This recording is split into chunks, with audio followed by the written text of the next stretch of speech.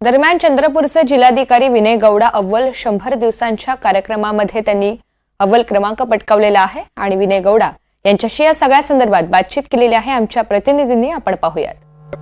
मुख्यमंत्री देवेंद्र फडणवीस यांच्याकडून 100 दिवसाचा कार्यक्रम ठरवण्यात आला होता। त्यात सगळ्या अधिकाऱ्यांना एक टार्गेट देण्यात आलं होतं। त्यात चंद्रपूर जिल्हाधिकाऱ्यांना याच्यामध्ये उत्कृष्ट पुरस्कार घोषित करण्यात आलेला आहे। आता आपल्यासोबत चंद्रपूर जिल्ह्याचे जिल्हाधिकारी विनयजी गौडा आपल्यासोबत आहे। सर, एनडीटीव्ही कडून तुमचं अभिनंदन। धन्यवाद।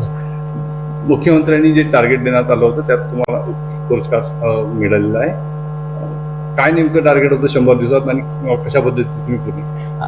हा 100 दिवसीय कार्यक्रमामध्ये लोकांना केंद्रबिंदू ठेवून शासनाने आखणी करून दिला होता।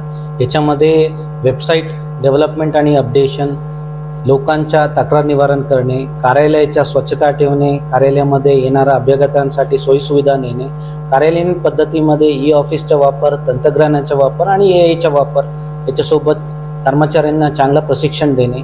याच्यानंतर ईज ऑफ डुईंग बिझनेस म्हणजे इन्व्हेस्टमेंट आणि इंडस्ट्रियल प्रमोशन जिल्हा स्तरावर कसा करावे, आणि शेवटचा एक आहे नाविन्यपूर्ण उपक्रम।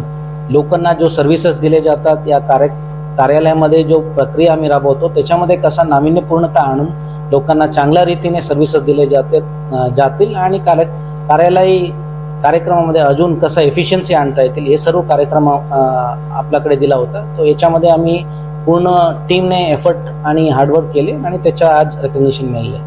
मुख्यमंत्र्यांकडून सर्वोच्च पुरस्कार तुम्हाला घोषित करण्यात आलाय, कसं वाटतंय, काय फिलिंग?